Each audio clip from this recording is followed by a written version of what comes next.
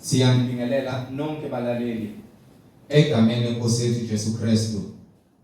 Sithi makube kini umusa nokuthula okuvela kuNkulunkulu uBaba wethu naseNkosini uJesu Kristu, owazinikela ngenxa yezono zethu ukuze asophule kulelizwe elimbi lamanje ngokwentando kaNkulunkulu uBaba wethu. Izwi leNkosi uJesu Kristu leli olalele njengamanje. Izwi leNkosi uJesu Kristu lapho sishumayela khona, sifundise, siphinde sihlole imibhalo engcwele ngokwentando kaNkulunkulu kwindodana yakhe uJesu Kristu oyindlela neqiniso nokuphila. Sizocela kubo bonke abantu abalalele njengamanje ukuthi sonke sibe namaBhayibheli ukuze sonke sizofunda kanye sibe nokuqonda imibhalo engcwele njengoba sifundiswa nanjengoba sishunyayezwa. Kulabo abangenawo amaBhayibheli sizocela ukuba ni-download amaBhayibheli kuma mobile devices enu, ama-laptops noma ama-tablets noma ama-cellphones kuma app stores, ukuze sonke sizofunda kanye sibe nokuqonda izwi leNkosi uJesu Kristu njengoba sishunyayezwa nanjengoba sifundiswa.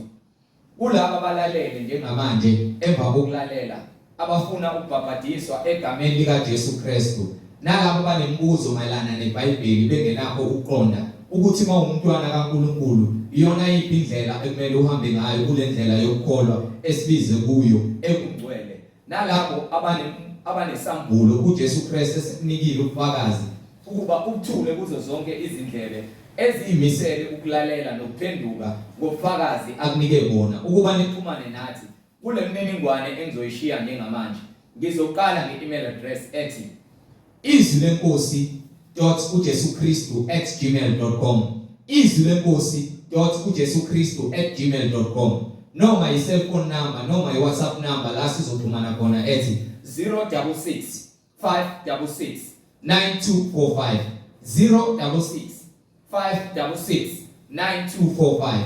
Balaleli nani bazalwane, izintumayelo ziyatholakala zonke ku-YouTube lapho ungahlala khona phansi uphethe iBhayibheli lakho ulalelisise kube ngabe lokho okuzwayo ngamadle bakho umoya ongcwele uyakufakazela yini. Njengakho konke esifundiswa khona sishunyayezwa ngakho kufakazelwa imibhalo engcwele eyizwi likaNkulunkulu.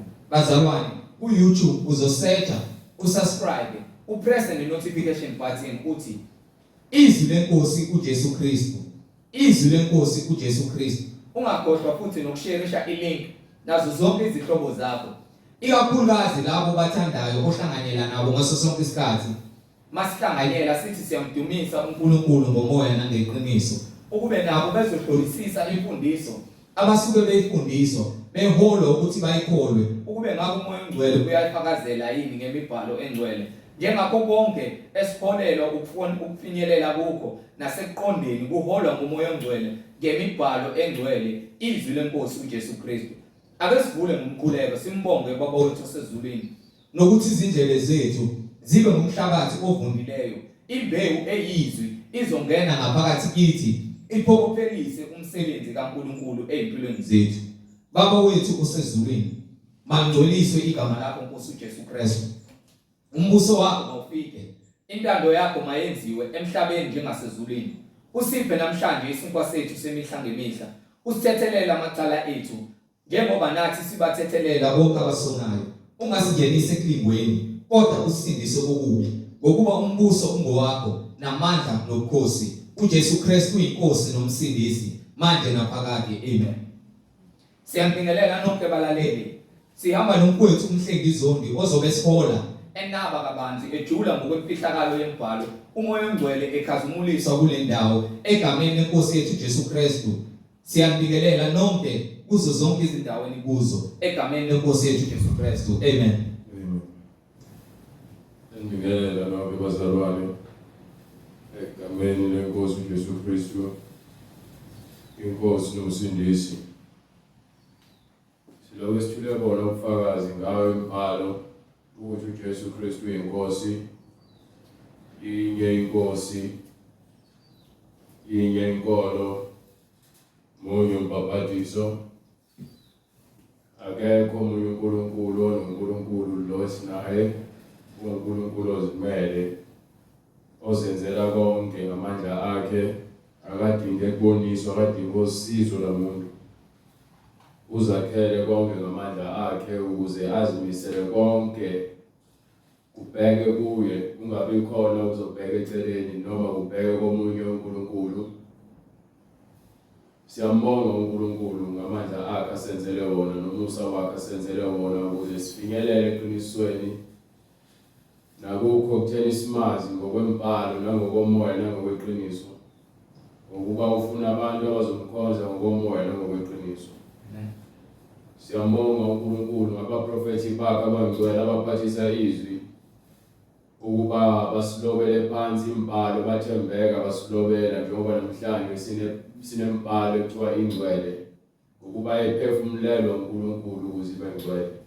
Siyambonga uNkulunkulu ngendodana yakhe yona yodwa ayithumela ezweni ukuba izoba umhlatshelo wokusindiswa kwethu, ukuba igazi lezilwane alizange lanele, kepha yena wazoba isivumelwano esisha ngegazi lakhe nangomzimba wakhe, ukuba abe yisinkwa aphinde abe iwayini, ukuze thina-ke ngaye sikwazi ukuza kuBaba wethu osezulwini, uNkulunkulu wokuphila.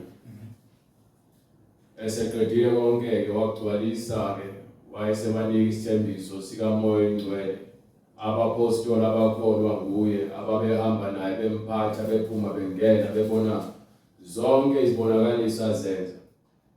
Ngakho-ke siyambonga uJesu Kristu ngabapostoli bakhe abanika isiphiwo sikaMoya Oyingcwele ukuba bonke abakholelwa ezweni lakhe nasemfundisweni yakhe ephilileyo begcina umyalo wakhe wothando nokuthanda uNkulunkulu nokwenza lokhu uNkulunkulu akuyalile okuyimiyalelo yakhe ebalulekile ephelelisa thina othandweni lakhe. Lokho kuwuMoya Oyingcwele afakaza ngawo kulabo abakholwayo nezilimi kulabo abakholwayo.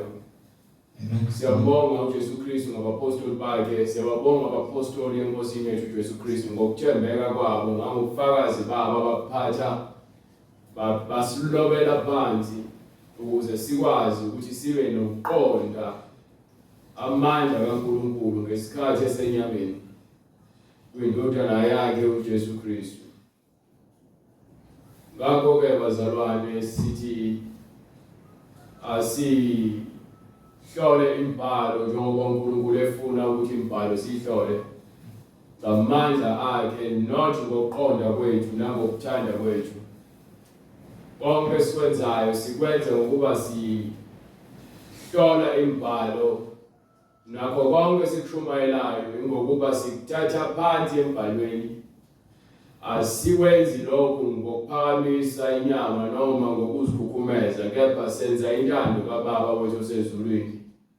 Ukuba bonke abaprofethi nabapostoli nabavangeli nabafundisi ngokwembhalo yeqiniso benza intando kaBaba osezulwini. Akukho noyedwa wayezenzela intando yakhe. Ngakho-ke simelwe nathi ukuthi siyenze intando kaNkulunkulu, sithande noma singathandi, ukuba simelwe ukuthi simkhazimulise ukuze yena-ke apheleliswe amandla akhe, ukuba ngeke uze ulishumayele leli vangeli uma ungazwani nokulalela noma ungazwani nokuhamba ngomyalelo kaNkulunkulu. Izwi likaNkulunkulu lingumyalelo wokuphila ophilileyo, okungukuthi bonke ngaphambilini abakholeliwe kulo myalelo bayaphila nanamhlanje ngokuba unguNkulunkulu abaphilayo, uNkulunkulu ka-Abrahama, uNkulunkulu ka-Isaka noNkulunkulu kaJakobe. So ukuze nathi abe uNkulunkulu wethu simelwe ukuhamba ezinyathelweni zikaJesu Kristu, okunguye omunye noBaba, ngokuba isibonelo esihle emhlabeni, oweza wazokwenza intando kaBaba osezulwini. Bazalwane, ngeke samkhulumela uNkulunkulu ngokwenyama, futhi ngeke samqambela amanga uNkulunkulu sizama ukuthi sizidefende noma sizilandulele ekungcoleni kwethu.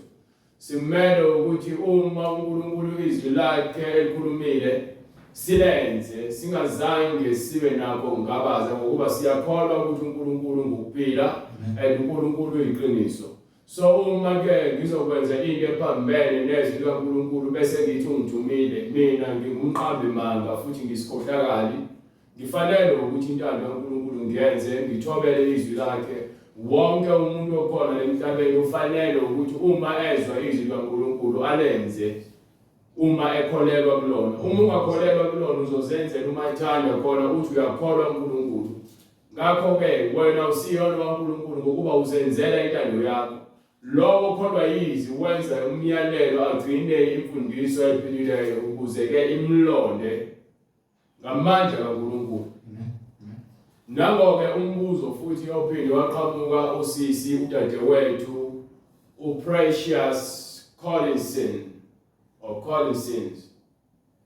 ubuza ke ukuthi akuvumelekile yini ukuthi omama bebehlangene kwinkonzo yomama bavule imbhalo manje ke bengithe ngizomphendula ke kuyona ke inkonzo yabo bonke abantu ngoba sinayo inkonzo yobaba futhi asinayo inkonzo yentsha asinayo inkonzo yomama asinayo futhi inkonzo yamakhehla sinenkonzo yabo bonke abantu sonke sifanele ukusilizwa izwi lenkosi silethe so bese kuyinkonzo kusho ukuthi sekukhona umshumayeli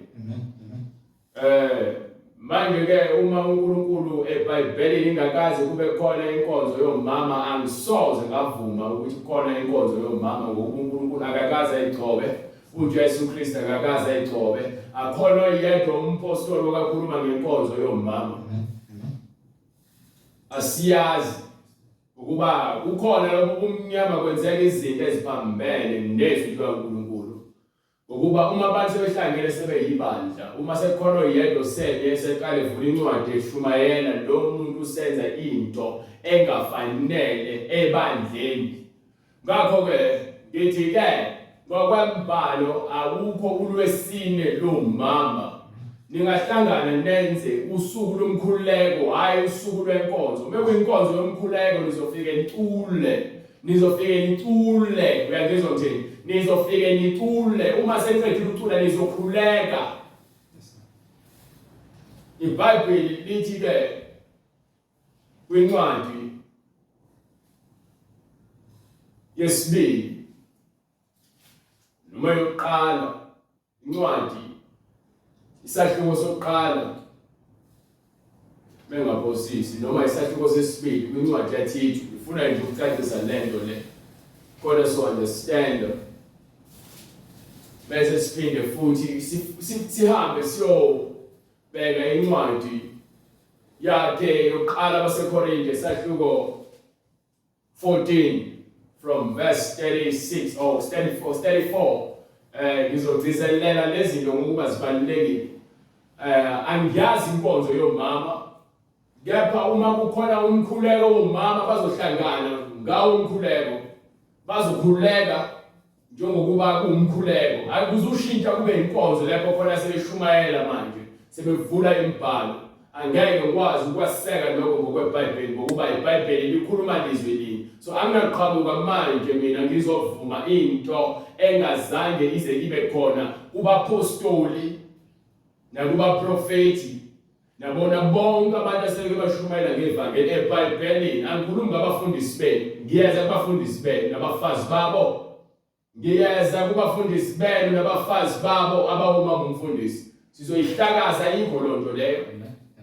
ayikho lonto leyo inike incwadi yaThithu isahluko sesibili verse 5 or verse 3 incwadi uThithu isahluko sesibili ivesi 3 kanjalo nabesifazane abadala sibheke abesifazane abadala kuyimbono kumele bakhuleke ithini incwadi kanjalo nabesifazane abadala baziphathe ngokufanele mabaziphathe abesifazane abadala mabaziphathe ngokufanele abangcwele so uma ngithi ngiyazi mina inkonzo yomama angikaze ngiyibone eBhayibhelini inkonzo yobaba angikaze ngiyibone eBhayibhelini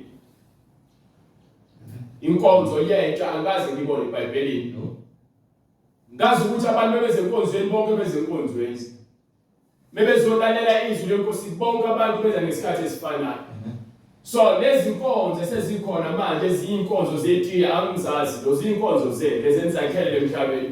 Mina ngihamba ngeBhayibheli ngihlele eBhayibhelini angiguquki futhi. Angikhathalele kuthenjwa ngabantu ngokuba mawuthatha ithemba lakho libeka kumina udlala ngesikhathi sakho. Ungalinge ungithembe mina themba imbhalo leyo iyona engiholele kuphileni. Ungathathi ithemba lakho libeke kumina. Ungathathi ithemba lakho libeke nakoyedwa umuntu uma ufisa isikhathi sakho uma uzothatha umfundiso umbeke ngaphezulu kweBhayibheli. iBhayibheli lingukuphila kwethu. So sibizelwe ekutheni thina sikholelwe imbhalo uma siyoholwa abantu abahamba ngokwembhalo nangokweqiniso. Hayi abantu abazakela izimfundiso zabo ukugcwalisa izinkaluko zabo. Do you understand?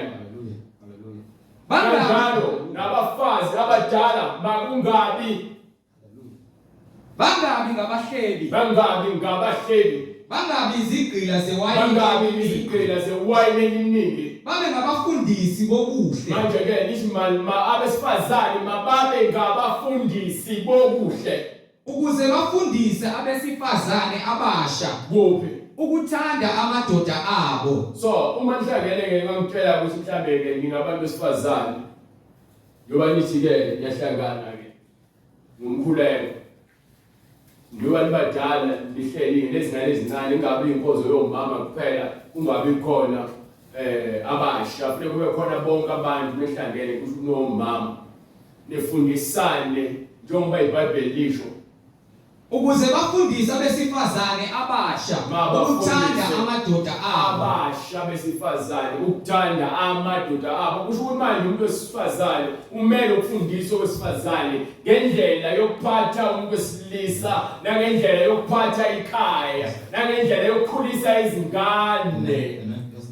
Iyona nto leyo umoya ingcwele ayibalulayo ethi mayenziwe kubantu besifazane abadala bayeke ukuhleba bayeke ukuba abathanda iwayini babe izigqila zewayini eliningi.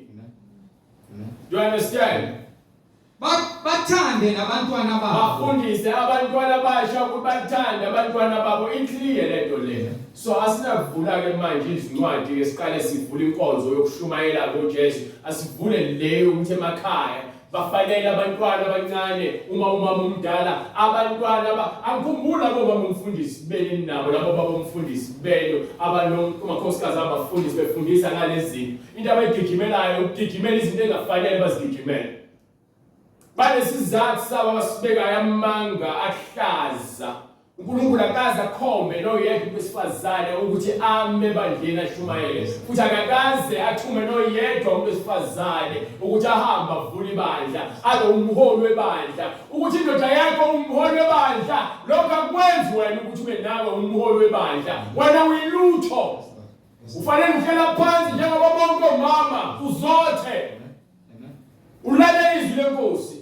bese lo lithi hayi phela uNkulunkulu ngoba uyabona ukuthi amadoda awasekho amadoda emangaka bona uzoqhambela uNkulunkulu amanga babe ngabaqondileyo nina nifanele ukuqonda ngezwi lenkosi hayi indaba zokusaba hayi indaba zokusatshiswa unkosikazi wakho saba unkosikazi wakho udelela uNkulunkulu uyakholoda uNkulunkulu ukuthi unkosikazi wakho uzoma phambi kwamadoda awashumayeze ebandleni ngoba naku lesikhundla wena uba umfundisi alikho lento iBhayibheli likunika ugunya njengomuntu wesifazane ukuthi indoda yakho uma umfundisi nawe kufanele ube umfundisi asiyazi lonto leyo into yini eliqambile lemhlabeni njengale izinkonzo zamatiye nezinkonzo zango lesini inkonzo zomama asiyazi lonto ningahlangana nikhuleke mina mama abadala funeka kube khona izingane ezincane phela njengoba iBhayibheli lithi afundiswe ukuze bafundise abesifazane abasha ukuthanda amadoda abo abasha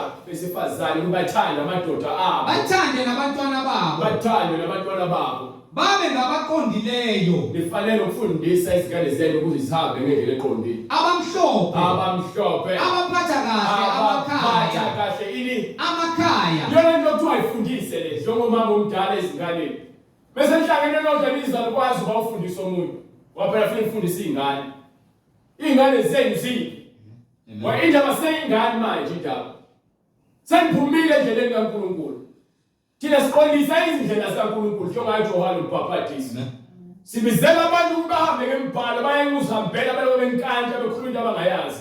Ngoba iBhayibheli lithi abantu mabahambe ngezindlela zikaJehova, babalandele imiyalo kaJehova. Bonke abaprofethi nabapostoli babehamba ngomyalelo kaJehova. Lezi ncwadi babezibhala abandleni babezibhalela ukuthi abantu bazi umyalelo nendlela kaJehova. Hayi indlela yakho eqanjwe umfundisi wakho ukuze ke agcine nina nonke nijabule ngaphakathi esontweni ngihambe kanjalo. Soze. Angihlehle futhi angibheke eceleni. Noma ngabe kuthiwa kubuhlungu kangakanani, noma ngabe kuthiwa ke kunzima kanjani, ngizokhuluma lento ebhalwe phansi eBhayibhelini. Ngeke ulone izikhukhumeza ngezikhundla, okulalela izwi lenkosi uthobele lona, ukuvuma uNkulunkulu angene enhliziyweni yakho akusebenze, kuba sidinga ukusetshenzwa, inhliziyo zethu zingcolile. Hayi ndaba zokujaka izikhundla.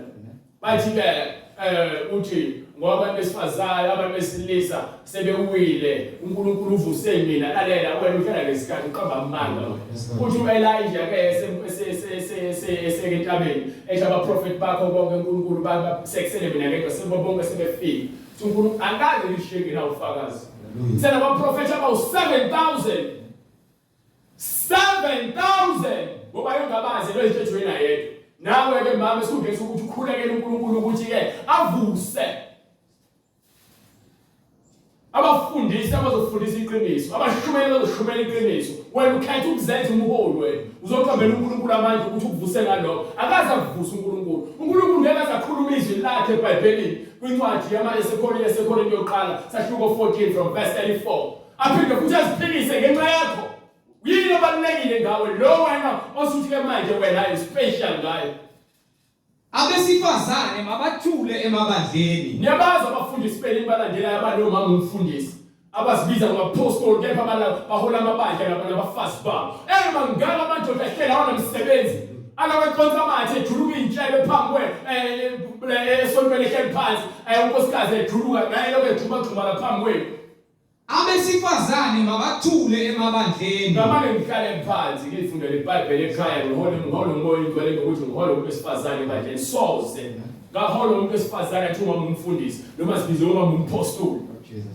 Soze ngokuba kabavunyelwe ukuba bakhulume. Lithi iBhayibheli uqale phansi verse 34. Abesifazane mabathule emabandleni. So uthini ngale iBhayibheli ngale verse 10 wena umuntu wesifazane oshumayelayo ngifuna ukwazi mawukuthi washumayela nawe ke babumfundisi ngifuna ukwazi phela ukuthi uthina ngithi wena uthi ngidothiwe nomkakho ake sibheke ukuthi iBhayibheli ayegcoba indoda nomfazi ukuthi kube umfundisi noma umfundisi sifuna ukubona phela sifuna ukubona ngeBhayibheli sivezeleni phela thiwa emabandleni amavumeli abesifazane ukuba ke abesifazane mabathule emabandleni ngokuba kabavunyelwe ukuba bakhulume. So manje uzongiblame ungithini umfundisi uNsibande ukuthi uNkulunkulu engakhulumi noma uJesu noma umpostoli Paul kepha bakhuluma izwi kaNkulunkulu bonke uthi ke umpostoli Paul lokho eqondisa ukuthi abesifazane bangaphawula amadoda uma ekhuluma elukubuza ukuthi kubhalwe iblokho kushoyo lo sambulo leso sikhulu osishoyo sibhalwe kuphi ngoba phela uphuphuzekisa abantu besifazane abaningi uyabalutha ukuthi wena balungile babaholi ngoba nako unkosikazi wakho uhola la ibandla uma umpostoli lady apostle asiyazi lo siyaphika ngeBhayibheli soze ngamanye kuthiwa mina ngihlaza futhi mina ngiyadelela lapha ngikhuluma into ekhona ngoba nani iBhayibheli siyabuza phela sivezeleni nini lifundisayo iBhayibheli liyaphika yonke lento enyenza emabandleni yayiphili iBhayibheli manje mina uzongitshela ukuthi ngivume kanjani lesambulo sakho sithatha umfundele lencwadi ithini. Abesifazane mabathule emabandleni mabathule abesifazane ngokuba kabavunyelwe ukuba mabakhulume kepha mabazithole bafunde ukuthobeka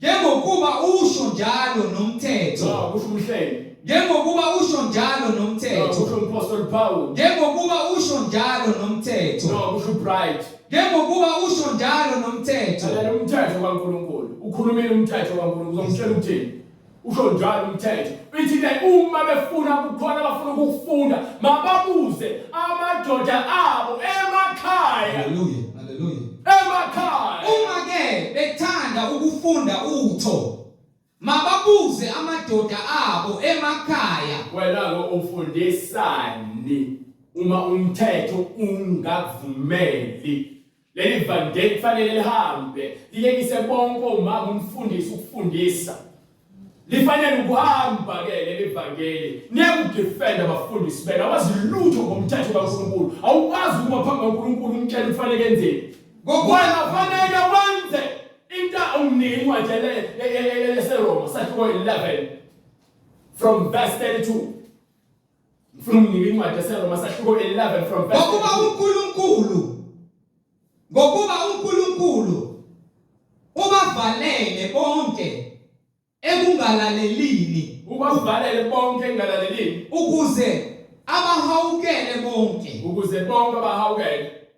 yeka ukujula kwengcebo nokuhlakanipha nokwazi kukaNkulunkulu yeka ungathini ngalokujula nengcebo nokwazi kwaNkulunkulu yini ongamtshela uNkulunkulu wena mhlambe engaphezulu kokwazi kwakhe engcono ngale uNkulunkulu aseyikhulumile ongathi moyikhuluma uNkulunkulu athi ngiyaunderstand cha umnika umyalelo right konke engikhilo ukuthi mina kulungile so angisamfundo uNkulunkulu mina angisayela uNkulunkulu wami lo ngokuba uNkulunkulu ubavalele bonke ekungalalelini ukuze abahawukele bonke ufuna uNkulunkulu sisindiswe lo moya ongalaleli siyawubopha ngegama likaJesu Kristu you understand go ahead yeka ukujula kwengcebo nokuhlakanipha ukujula nengcebo nokuhlakanipha nokwazi kukaNkulunkulu yeka izahlulelo zakhe ezingaphenyekiyo usungitshela ukuthi wena uNkulunkulu uthi wena umuntu wesifazane fanele ube umama umshumayeli uvule ibandla ube umholi ube umama umkhokheli ubhalwe kublog eBhayibhelini ngifuna nje lokho ngikhombise eBhayibhelini bekuthi phela funa isikole yinina kanti iBhayibheli lani asimnyeke phela iBhayibheli silandele nina nalezibonakaliso zenu nalezimbono yenu naye ebonile ngokuqhamuka uNkulunkulu ekasathane iqhamuka kusathane lembono yenu eninayo ephambene nevangeli eliphileyo you understand leyo akuyona uNkulunkulu manike pride yeka izahlulelo zakhe ezingaphenyekiyo nezindlela zakhe ezingaqondakaliyo akaqedi la uNkulunkulu uthi kwincwadi ya Isaiah sahloko 55 from verse 8 or verse 9 ufuna ukukhombisa ukuthi izindlela zakhe ezingaqondakaliyo izindlela zakhe aziguquki akekho futhi ozaziyo lebe ke khona unyawo akekho obonayo lelo lele khona isandla sakhe akekho obonayo lebe edlula khona akekho obonayo incwadi Isaiah sahloko 55 verse 8 ngokuba imicabango yami kaNkulunkulu ayisiyo imicabango yenu akusiyona imicabango yethu nezindlela zenu azisizo izindlela zami usho uJehova asikwazi ukuthi uNkulunkulu thina sesiyamazi ukuthi singavele simkhulumele senze umathanda isho uNkulunkulu ufile kumina ebusuku ngilele noma unginika umbono wangikhombisa iBhilidi noma indlu yesakhiwo kumele ngisakhe ngumama ngibe umama umfundisi ngibe umholi walelo bandla lowo umbono uthathe kusathana uqobo lwakhe ezokukhohlisa efuna ukuthi akholele esiqogweni indlela zakho akuzona zikaNkulunkulu nemicabango yakhe akuyona yakho wena imicabango yakho eyinhliziyo yakho uthi lapha kwincwadi kaJeremiah sahloko 23 from verse 21 ufuna ukukhombisa ukuba ningi abazibiza ngabaprofeti nabaprofetikazi kepha uNkulunkulu mekhuluma yena uthi mina angibathi umanga nabaprofeti yebo bayagijima angizange ngibanike izwi lami yebo bayagijima yini bakhuluma izinhliziyo zabo bakhuluma imicabango yabo nemizwa yabo yabona ukukhuluma kanje uzwakala kabuhlungu ukubona ngoba yini sebezigobile bagcothwa amadoda abo banebelele ebhedeni sebepreshana honey banafu ngicabanga ukuthi wena uma umfundisi wena uzoba uphathi umgcini imali uphinde futhi uhambe uyovula abanye amabandla uzowahola lo mabandla uzofuka uzoba abanye omama sekuyibandla lo mama khona indoda ekuthiwa indoda eyodwa yona ekuthiwa imbishop uyena umbonisi kepha ugcoba abantu besifazane ukuba galuze esonweni likaNkulunkulu Incwadi ngokuka Jeremiah isahluko 23 verse 25. 21. Verse 21. Go ahead. Mina angibathumanga abaprofeti. Mina angibathumanga abaprofeti. Nokho bagijima. Yebo bayagijima. Bengingakhulumile. Angizange ngikhulume nabo. Nokho baprofeti. Yebo bayaprofeta. Uma bebemi emkhandlwini wami. Uma bebemile phambi kaNkulunkulu, phambi komkhosi kaNkulunkulu, balandela benza izwi lakhe. Ngabe bezwisile abantu bami amazwi ami. Izwi ekuyilona niyeke ukuba ke iziyoyoyo zamadoda ezivumela abantu besifazane ukuthi bagibele emakhanda baze bagibele kwi-pulpit. Akhono yedwa besifazane wathiwa kame emva kwe-pulpit. Bababuyise endleleni yabo embi. Babugqoke ngendlela ehloniphekile noma kuthiwa shumela iqiniso. Mase kumele shumele le ncwadi yokuqala waseKorinte isahluko 14 verse 14 ngayo. Bese kumele shumele incwadi yokuqala kaTimoteyu isahluko 2 verse 9 to verse 12 uthini ngayo. Daya ngizongitshela ukuthi ke uNkulunkulu ukhulumile nawe. uNkulunkulu akaze kuphambanisa izwi lakhe ngenxa yakho ukuthi wena wenze inhlelo efuna umkakho ngoba uyamsaba. Uyamsaba uzomvumela ukuthi into ephambene uNkulunkulu. Uyamsaba. Khuluma iqiniso. Kubi kukuhle khuluma iqiniso. Lizolapha phambi kwesikhathi. Ngoba bonke abakaNkulunkulu bahamba ngokweqiniso. Kepha labo abahamba ngokwezinkanuko zabo bahamba ngokwenyama. Bashasha bahluthuke baflashe lokubaleka. Ngoba yena bezanga ngokungcwele bazela izikhundla. Bafuna ukuziphakamisa babanje umoya wemphakamo. Uma bebemi emkhandlwini wami, ngabe bezwisile abantu bami amazwi ami. Bebemile emkhandlwini wokungcwele bebezokwenza lokho ababethi iBhayibheli abafunda ukuthobeka. Bebezofunda ukuthobeka. Bababuyise endleleni yabo embi. Manje ke uma ufundise uwake akuyona indaba yami nebeke imsithe mina. Futhi I'm glad ukuthi akabobi nankosikazi ukuthi ebethuza mina azibonele ukuthi uyaphi. Angathi ke ngaziyala ngathatha angifuna azibonele. Uthando umnalo lothando lokuthanda umuntu ngendlela efanele. Bathi bese kuziwa la. Akudalwa la. Asidali masidlozi la. Asidali imizwa la. Sihamba ngomoya ongcwele.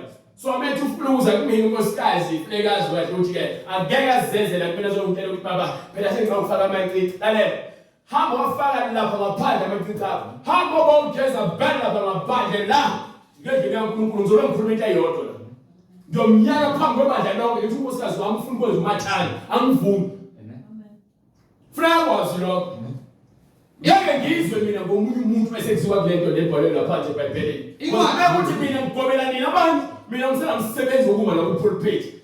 Ngisebenzi ayisekizwe sokuthi ke uthi uhamba nami emgcoleni, angisahambe emgcoleni, sengihamba enkohlisweni, sengibuswa umoya wamanga. So angisedingeki la, sengidisqualified ukuthi ngihamba nangishumayele ngithi mina ke uNkulunkulu ngiyamazi kodwa ngibe ngivumela abantu ukuthi benze ukhohlakala. Ukuthi sitabane mawuzalazo ushumayela ngakho ukutabane bakho khona ukhona. Uzosha uzuyeka ukutabane uNkulunkulu ekusebenza. Ngalokho lokho uzophuma phela ubaleke. Unyanga nangishimayeli ngathanda wena nje uyala lalela uthanda iqiniso ngiyakutshela nje uNkulunkulu azangadala umfana nomfana ukuthi baqabulane noma lalane akaze adala uwesifazane njalo nomuntu wesifazane uNkulunkulu wadala indoda nomfazi wakha umuntu wesifazane emakhele indoda akho ndoda eyobuswa umfazi umfazi kumele abuswe indoda yakhe umthetho lowo hayi izinto efunwa yimina leyo umthetho umila ushintshe. So nina nifuna ukushintsha umthetho ukuze nigcwalise izinkanuko zenu. Akhona umuntu wesifazane wabesontweni wenza umathanda wakhe soze. Incwadi abafunda ukuthobeka. Mabafunda ukuthobeka. Ithini incwadi yaIsaya? Incwadi uIsaya isahluko sesithathu verse 12. Abantu bami ke izingane ziyabacindezela. Izingane ziyabacindezela. Nabesifazane bayababusa. Nabesifazane bayababusa. Oh bantu bami. Oh bantu bami. Abaniholayo bayanidukisa. Abaniholayo bayanidukisa. Bachitha indlela yemikhondo yakho. Baqeda nje indlela efanele uhambe ngayo yobungcwele. Ukuba yini sebehamba ngokwenyama. Ithi incwadi yamaRoma sahluko is it sahluko 5:8 from verse 5 seyikhuluma ngokwenyama obona udadewethu bekade igqoke ngendlela ehloniphekile bese fike solibele sependa umlomo usehamba ngokwenyama udadewethu kade eqhina iduku ekhanda emboze eza ukuhlonipheka uNkulunkulu usiyalisusa iduku usefuna ukuluka izinwele usehamba ngokwenyama useyaphumula manje ingubo yiloko leli ehloniphekile usefaka ingubo etight usehamba ngokwenyama uyasuka lapho useyaphumula ingubo etight usefaka ibhlukwe manje usehamba ngokwenyama nangu manje sefaka amaqiqi uyangena enyameni nangu umfowethu ube kahle esontweni egqoke ehloniphekile emthanda uNkulunkulu useqala ushisa ugwayi usehamba ngokwenyama nangu umfowethu manje useyaphuma usefaka ama-chains manje usehamba ngokwenyama uyasuka umfowethu ufaka izikhindi ezincane uhambe emgaqweni manje ngophaca usehamba ngokwenyama uyasuka emva kwalokho useyagunda ekhanda into ongayiqondi useyadweba ikhanda lakho uphenda nezinwele usengenile enyameni useyasuka emva kwalokho udweba umzimba wakho udweba ama-tattoo usehamba ngokwenyama uyasuka uyohlala ejointini impilo yakhe ilokhu itransforma ilokhu ishintsha nje yini usehamba ngokwenyama kade ngene esontweni emazi uNkulunkulu ehloniphekile kepha uvumele umoya wokuhamba ngokwenyama wambusa so manje usebuswa umsebenzi wokuhamba ngokwenyama bese ithi incwadi-ke bonke abahamba ngokwenyama banaka izinto zenyama kepha labo abahamba ngokamoya bezwa izinto zikamoya wonke umuntu okholelwa kuNkulunkulu uhamba ngezwi lakhe akahambi ngami mina ngalo izwi nami nginikwe izwi kwathiwa qala lisebenze mina ukuze ngizokwazi ukulisebenzisa kwabanye abantu so ngisuke ngizomala la nami ngisashota bese ngithi ngizoshumayela into ephelileyo. Haleluya. Ngokuba ngokwenyama banaka okwenyama bonke abakwenyama bahamba ngokwenyama kepha bakamoya banaka okukamoya abahamba ngokamoya bahamba ngezwi likaNkulunkulu ngokuba ilona kuphela elikwazi ukukhipha umuntu ekufeni ngokuba umuntu besifile esonweni. So awunakungitshela ukuthi manje sesingaphuma-ke manje eBhayibhelini asikwazi ukuphuma ngeke aphumeki. Haleluya. Yaza glory to Jesus Christ aphumeki. Lord Jesus, hallelujah. Aphumeki ngiyazama ngiyacabanga indlela ongaphuma ngayo ayikho. Hallelujah. Ayikho indlela ongaphuma ngayo awuna-double up. Akukho kubaleka angazi ngobalekela futhi. Amazophila kuwe Nkosi Jesu. Hallelujah. Do you understand what uJesu umbiko incwadi leyo isahluko 6 incwadi kaJohane from verse 65. uJesu ekhuluma nabo sebephendukela abanye abafundi abaningi bajika bahamba wasala abafundi bakhe wabuza bona nani bona nimile nizafuna ukuhamba nani 65 not job isahluko 6:65 wayesethi incwadi ngokukaJohane isahluko 6 verse 65 wayesethi kungenxa yalokhu ngithi kini akakho ongeza kimi uma engakuphiwanga ngubaba. Lalela akekho umuntu ozozala la azohamba nezwe lenkosi mekuthi akathunywe umoya ingcwele. Bonke abantu abezalayo ngokuba uNkulunkulu bathike inhliziyo zabo ukuba bazozwa izwi lakhe leli sihlumayelayo yizwi lenkosi uJesu Kristu. Asishintshe futhi asibheke eceleni asihlehli futhi sibi kuphi kwisekelo sezwi lenkosi uJesu Kristu. Hallelujah. It's either we are totally experiencing or we are sure we are flat. Hallelujah. Asingange abantu bahlale la bahlale bafukamela izolo zabo bafukamela inkani la asikwenzi lo sonke sibele sele ngasisane sobele sele ngayo inkeba sobele sele ngayo izenzo. Hallelujah. Ikhangula yonke ngakho uJesu wathi kwaba ishumi nambili nami ngithanda ukumuka na yafuna ukuhamba. uSimon Petru waphendula wathi Nkosi siyakuya kubani na uphele ngaya khona mangasithiwa ngiyishiya leli ivangeli angiyazibuza mina ngithi ngiyayizama ukuthola impendulo ngabaleke lapho hlala udlinza uze ukuthi ayekushaya lento le ithi ngiyazithola ithi izithobe uyahlinza ngaphakathi izwi lisebenza lifuna wena ulungele ukwenza intando kaNkulunkulu.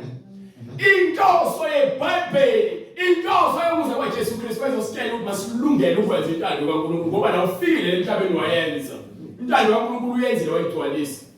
So ke uma ngathi wena ufuna ukuyeka leli ivangeli ufuna ukuphuma eBhayibhelini uyabashembe uyeza yona bomizwasho Bema Romini bayokuthenga ngamanzi bathi yethi Maria siyazi lona asikade sifundiswe ayikho eBhayibhelini mawudefenda inkonzo yakho ingahambi ngebhalo wena uyisibula ngokuba yini wena ukholwa igama lebandla ngaphezulu kwembhalo epheleleyo Defend ibandla lakwana ugqoka kahle uniform. Ujabuliswa uniform, keba ngaphakathi nifile niphila. Hallelujah. Ujabuliswa ukuthi umfundisi wenu utshela ukukhuluma noNkulunkulu direct, kepha uphambana neBhayibheli nina nidlala ngesikhathi senu. Angakufikelela eqinisweni nidlala nini. Lord Jesus. Incwadi yamaHubo isahluko 25 verse 8. uJehova muhle, ulungile. Ngalokho ufundisa izoni indlela. Ufundisa thina zoni, mina ngisoni, mina kufanele ngisifundise indlela sikaNkulunkulu. Ayikho into engathi ngaziqhenya ngayo. Akho lutho engathi uNkulunkulu mhlambe ngispecial ngakho kuyena. Ngifana nabo bonke abantu. Ngifuna ukuzithoba izwi lakhe lisebenze kumina. Uyena wazi kahle ngami, wena wazi lutho, wena uzokubuka ngenyama ungikhathalise nomfundisi wakho, ungikhathalise nabanye abantu. Mina sikhulume ngeBhayibheli uzokwazi ukukhathalisa kahle. Thwala iBhayibheli ke sikhathalisa ukamoya ngokukamoya. Yakungikhathalisa nabantu. Hallelujah. Incwadi ngokukaJohane isahluko 6 verse 68. uSimon Petru waphendula wathi, Nkosi, siyakuya kubani na? La ungabalekela khona. Amazwi okuphila okuphakade akuwe. Wonke amazwi okuphila alla eBhayibhelini. Sifuna ukuphila. Jesu wabakela yonke into ukuze bathi ubufakazi babhale phansi. So manje mawufuna ukuphila, thatha iBhayibheli lakho ulivuze. Bese uze uZwilenkosi uzobona ukuthi kushunyela kanjani iBhayibheli. Hallelujah. Yona into eyenze le. Siyakholwa. Siyazi ukuthi wena ongcwele kaNkulunkulu. Lembhalo ingcwele kaNkulunkulu uqobo lwakhe. Eyakhe yonke. You understand? uJesu waphendula wathi, mina anginikhethanga nina abayishumi nambili na. Yes sir. Kepha omunye kini unguSathane. Indaba ezibuhlungu lezo. uNkulunkulu uyabakhetha abapostoli bakhe, kepha phakathi kwabo uyazi ukuthi khona nje inhliziyo yakhe engekho ebungcweleni. Isezintweni zakhe nje ezithanda uyena. Kusho ukuthi lo muntu akapheleli iswanga. So uma ukuthi wena uthi ke utshotshiwe ukuthi ube umholi webandla and umkakho uthi naye ngihola naye ibandla, ayikho lonto. Ayikho nhlobo soze akayena umama umpostoli, akayena umama umfundisi, akayilutho. Uma ngayena umprofetikazi egcotshwe uNkulunkulu, ungalinge wena uze uqaba amanga. Futhi noma kuthi umprofetikazi akakwazi ukungalashumayela, uzomprofetikazi mefike izwi uzodlulisa izwi.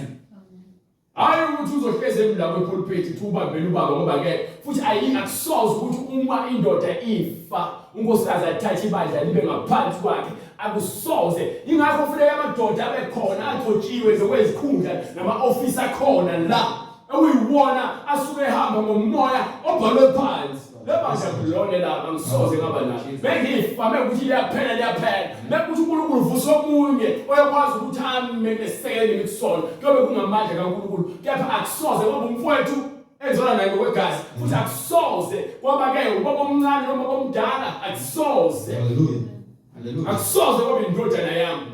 Kuyo akusoze ngoba umfazi wami. Soze. Uyoba yiloko uNkulunkulu ammisile. uNkulunkulu azangathathe uMoses wathatha uAaron, wathi esikhundleni saMoses kuzongena uAaron, wathatha uJoshua. uAaron wakho ukuthi abe umpriest, uMoses umprofeti. So bekuthatha uJoshua, indoda bekade ithambakele. Vele ihamba noMoses, ikhonza kuMoses. Izazi zonke izindlela zikaNkulunkulu ngoMoses. ngoMoses yazi izindlela zikaNkulunkulu. Hallelujah. So ungitshela mina ukuthi lento izohamba ngogazi noma ngokuhlobo noma ngobudlelwano, no, ihamba ngokomoya, ekamoya lento le. Akhona yedwa ekhaya usilisiwe ngalolu hlobo lolo ngikhuluma ngalo. Ngikhuluma ekhaya kobaba nasekhaya komama kefana nje. Ngisho ezihlothweni akekho babaleka bathi hayi.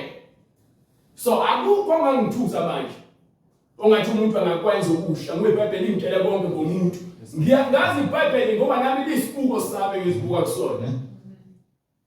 Ngifunile incwadi leya eMaroma sahluko 11 from verse 34 noma 35. Ukuthi ubani ongathi yena uyaba phambi kaNkulunkulu amtshela ukuthi uNkulunkulu akenzeni. Ubani ongama phambi kaNkulunkulu ayale uNkulunkulu.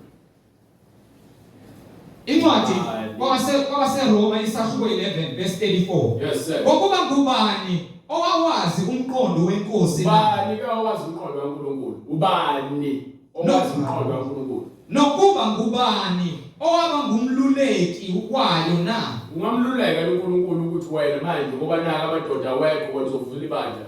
Ungamluleka uNkulunkulu avume eseshile eBhayibhelini lakho ukuthi lokho akusoze kwenzeke. Unawona amandla ukuthi umluleke wena. Unawo yini? Mona phela ngibhalele lana ungitshela ukuthi ke ibhlonde eBhayibhelini. Mengeke eBhayibhelini angikhulumi nawe. Ngala futhi ungazihlubi ngami. IBhayibheli alilona lokuthi siloko siphikisana ngento engenamsebenzi engumsangana. Kuthiwa kufanele sihlole imibhalo. Ngoba kuningi imoya khona la ebamba abantu abaningi bezitshela ukuthi bahlakaniphile baphenduka iziwula. Bangafuni ukuhamba ngezwi eliphilileyo. Lezwi leliphilile leli. Lezwi liphilile futhi alisoze lashintsha ngenxa yami. Mina ngashintsha lona limile.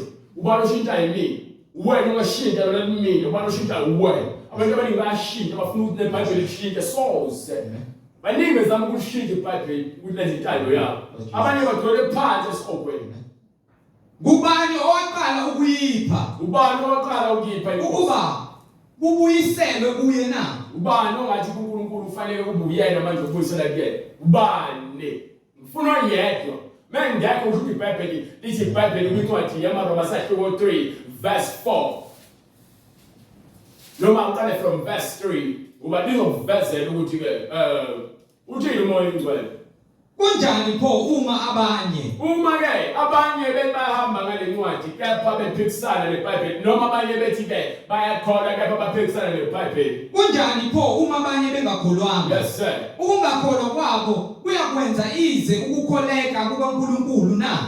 Ukungakholwa kwabo kuyakwenza ukuthi ukukholeka kuNkulunkulu kube yize na. Khana kanye. Yaphika iBhayibheli. Yaphika iBhayibheli. Lithi uma ungakholwa imibhalo mina ngiyakusiza.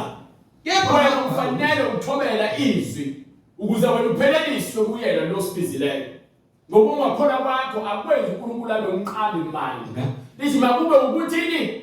Kepha makube ukuthi uNkulunkulu uqinisile. uNkulunkulu uyeqiniso. Wonke umuntu ungumqambi manje. Sonke singabaqambi bamanga. Njengokuba kulotshiwe ubhalwe phansi eBhayibhelini. Ukuze kuthiwe olungileyo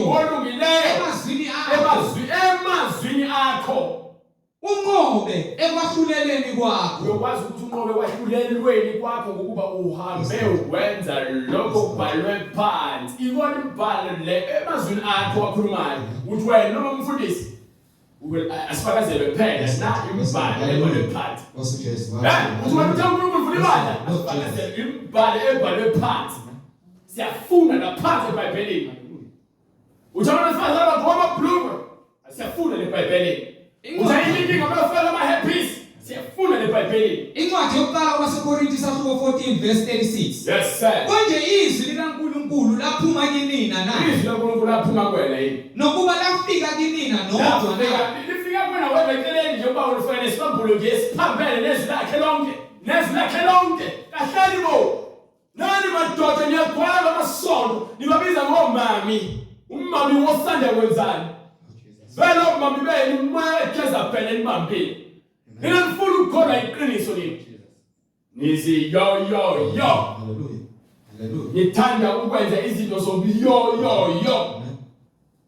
Ngoba phela wonke umuntu ongafuni ukwenza intando kaNkulunkulu ukuthaka. Ukuthaka ke ngolimi lamanje ngiyathekekisa ngithi uyisiyo. Uyayoyozela. Jesus. You understand? Imali ifana nokuhamba amadoda ibandla. Hayi umuntu esifazana ngabe involved. Babasiza nje ebanjeni into zozinto abasiza ngazo. Kepha sikhundla sokuthi ithume sikhundla lapha. Asisebenzi ibandla lamadoda. Liholwa amadoda ibandla ukuze ume umuzi fanele umiswe indoda. Ithi le incwadi bekhuluma ngombishop, omnika incwadi ekhuluma ngombishop. Lapha eyincwadi ithi incwadi ethi nakuncwadi yokuqala Timotheo. If you know Isahluko 3, incwadi yokuqala Timotheo Isahluko 3 from verse 1. Asesibheke ukuthi incwadi mayikhuluma ngombishop, umholi, noma ikhuluma yenzele uMsifazana nomholi. Noma ngombishop, asesibheke neBhayibheli. Incwadi yokuqala kuTimotheo Isahluko sesithathu ivesi lokuqala. Yes sir. Likholekile lelizwi.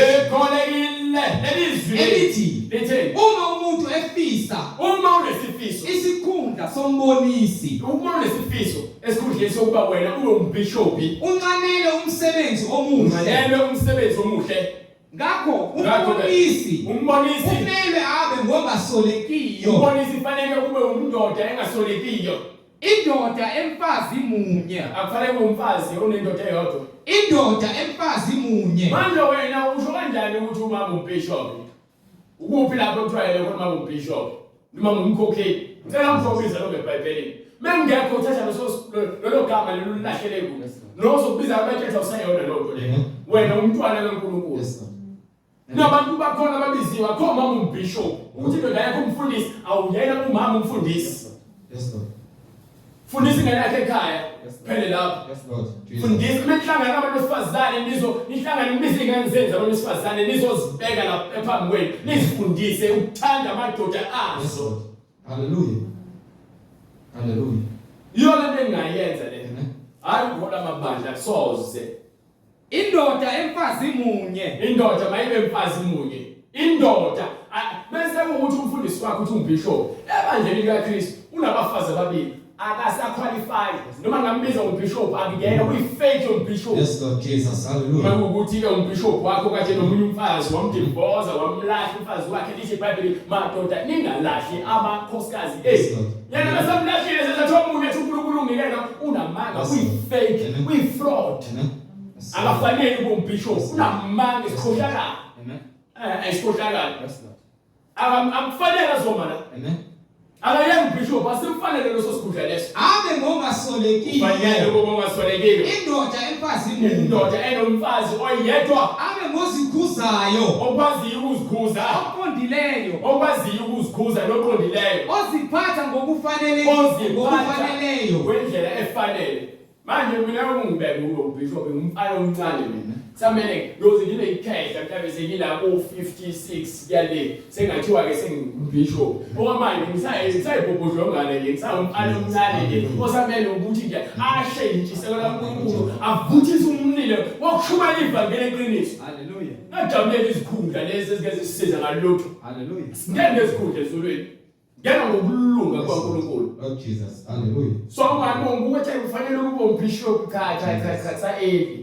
Sa eli kakhulu. Safanele ngale Louis engakwazi ngisho ukuhamba. Amen. Kusamncane kakhulu. Ngohlanganisa nje 20 years kusukela manje. Ukuze ngihlanganise onoma sije u17 years, ukuze ngihlanganise u50 years. Ngizasalela iminyaka kusamele ngilonge ngimile phambi kwabantu ngimemeza. Hallelujah. Hallelujah. uNkulunkulu engenzele umusa evumile ngizokwenza lokho futhi ukwenzisisa. Umnyama kubomvu ukuthi uPaul Paul ushumayela isivangeli. Hallelujah. Kuze. Hallelujah. Sole uma siyakuba khona isikhathi lapho khona bengeke abasahlele emfundisweni eqiniso manje. Hallelujah. Ubona amabandla abangaka baqeqeqeqe nje ingoba sekho iseko seqiniso. Nobani uyazidozulele lapho uyafaka uyakhipha. Bonke bafuna babaholi. Angeke ufune ukwenza iqiniso. Angeke ufune ukukhuluma iqiniso. Ile lijabulela ukubizwa ngombishop yomapostoli, pastor. Hawu inceku kaNkulunkulu asinandaba nalokho. Hallelujah. Amen. Man of God. Sonke singabantwana bakaNkulunkulu uma senza intando yakhe. Masibe ngcwele. Ngokuba lokho sibizileyo uthi ungcwele. Azange athi ngibe i-Apostolic Faith Church, azange athi ukuthi ngibe i-Roman Catholic Church, azange athi ukuthi ngibe i-Lutheran Church, azange athi ukuthi ngibe mina i-Methodist noma i-Pentecostal, azathi ukuthi mina ngibe i-Shepherd of Nazareth Church. Ayikho lonto leyo. Masibe ngcwele. Sibizelwe ekungcweleni. Sibizelwe ekungcweleni. Phela into esibizele. Lona ngithomela ngamasonto nezinkonzo zabesifazane ayikho inkonzo zabesifazane. Incwadi yomzayama khona abangahlangana bakhuleke. Incwadi yokuqala kuTimotheo 4:11 noma umkhokheli okuthiwa ke ukhokhela abesifazane ayikho lonto le. Asiyazi ngeke ivume lonto le. Owesifazane makafunde ukuthula. Makafunde ukuthula nokuthobeka konke ukuthobeka. Makafunde ukuthobeka. You understand? So umbishop yakanaye umbishop soze umpostoli mawuthi umpostoli wena uthontshiwe awunawo niyathanda lamagama amakhulu angathi faith ngoba naku 12 years usompostoli Paul ngoba naku Jesu wakhesa abapostoli. Hallelujah. Lord Jesus. Angiyathanda lamagama lawo amagama amakhulu uJesu uyakhuluma ngalokho le. Kwincwadi omnikele incwadi le Matthew chapter 23 from verse 11. Bengaphosisi 23:11 bese siyabhala.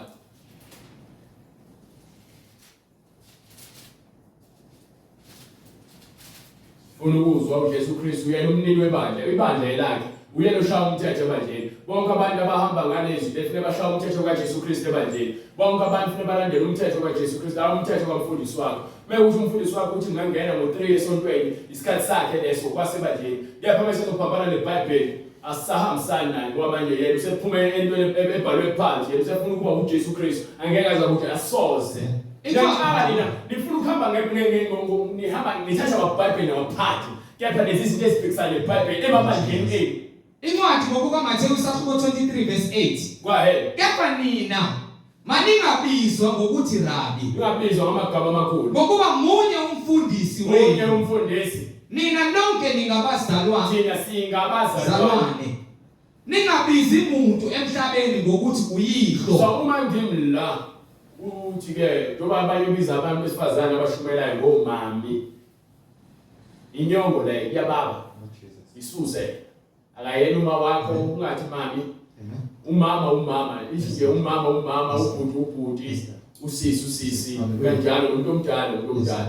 So abantu abadala abasafuna ukubizwa abantu abadala ukhulile. Igama kufanele kuthiwa umkhulu. Yes sir. Base ufuna ukubizwa ngomkhulu, ufuna ukubizwa ngo-uncle. Noma ngoBreji. Ukugile Breji. Umdala Breji. Yes Lord. Uma uthi wena umdala uzondi noma umdala uDlamini noma umdala. So asinakubiza ngoba lapho kuthiwa bahleli la bahlobisilela balengwevu bahleli kahle la sekuthiwa ke ubaba. Kuthiwa masingabizi ngoba labantu basifonela uNkulunkulu akithi. Ngifuna senhlonipha bona nimanika udumo ngaphezulu kaNkulunkulu. Siyahlakaza lokho. Uthi nje masingabizi umuntu la. Kumele uthi ke umkhulu umdala. Umdala.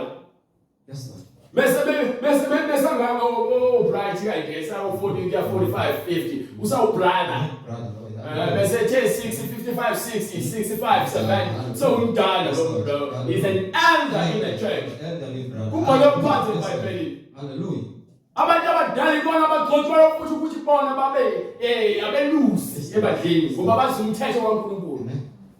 So awuna umthetho lokufundisa wakho ufaka is your spiritual father. Thatha lo nto ilahle lapha emgqomeni. Ningabizi umuntu emhlabeni ngokuthi uyihlo. Ya baba lo ngiyaqala kaNkulunkulu. Ngokuba munye uyihlo.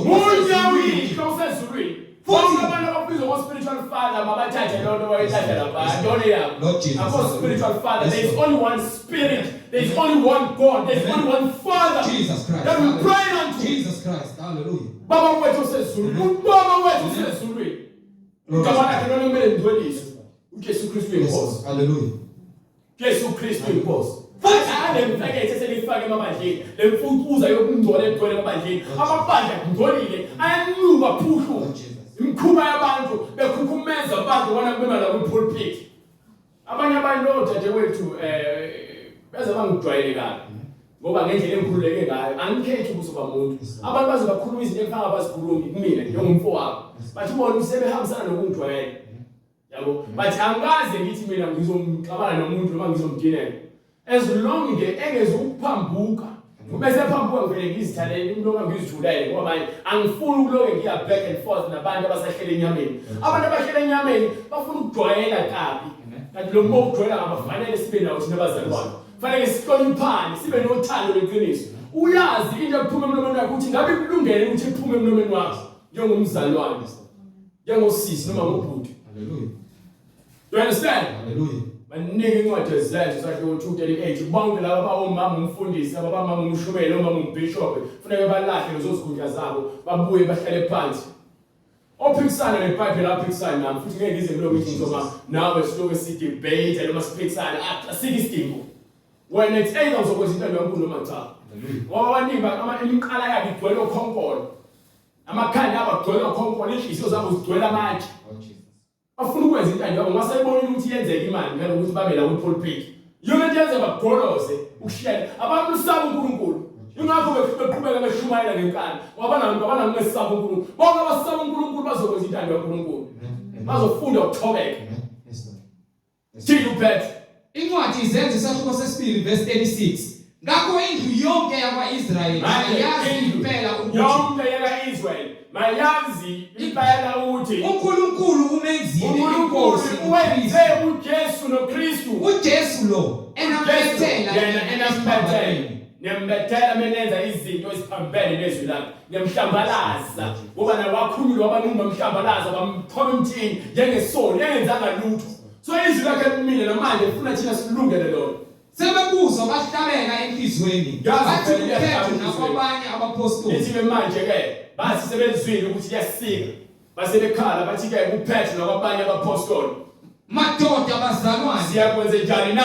uPetru wayesethi phendukani God phendukani iloyo naloyo babhapathiswe egameni likaJesu Kristu. Ungabazi ubhaphathiso njengoba kusho imbhalo kepha uthi uyakholwa nokuthi wabhaphathiswa umuntu wesifazane uthi uyakholwa konke kuphambene. Mawubhaphathiswe egameni likayise uNtsibande umfundisi uNtsibande ubhaphathiswe egameni likayise lendodana uJesu Kristu nomoya oyingcwele ayikho lonto leyo ayikho bonke ababhaphathiswe kanjalo ayikho lonto leyo. eBhayibheli abapostoli ababe noJesu Kristu bathi ke phendukani nibhaphathiswe egameni likaJesu Kristu. Kuba kwenzeka kanjani ube nesambulo esiphambene neBhayibheli? Lord Jesus Ngikhombise leBhayibhelini kwabhaphathiswa kanjalo akho sambulo esiphambene nento ebhalwe la.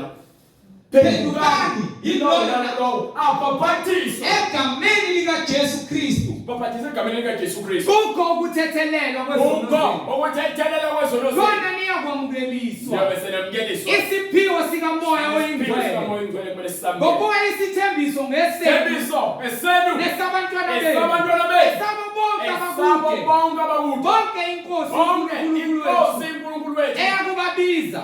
Waqhubeka wakuthini? Wafakaza nangamanye amazwi amaningi wabayala wathi zisindiseni lesizukulwane esiphambeneyo. Zisindiseni kulesizukulwane esiphambeneyo.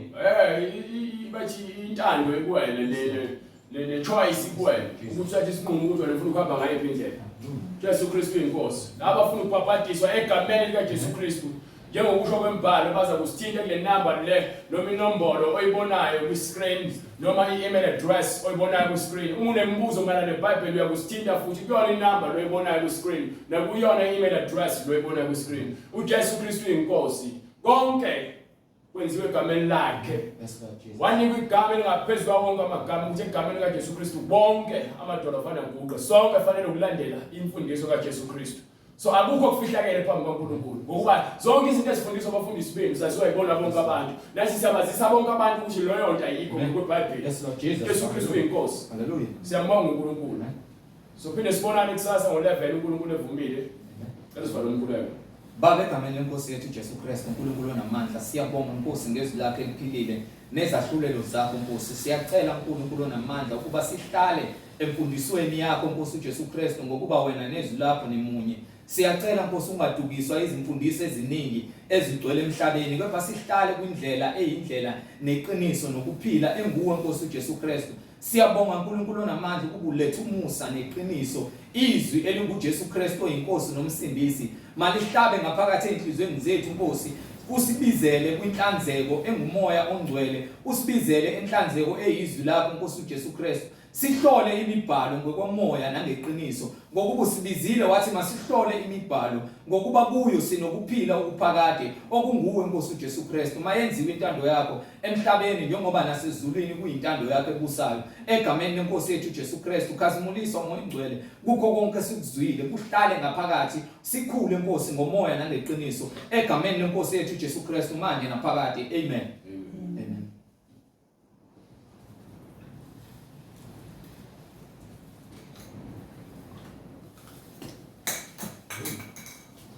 No.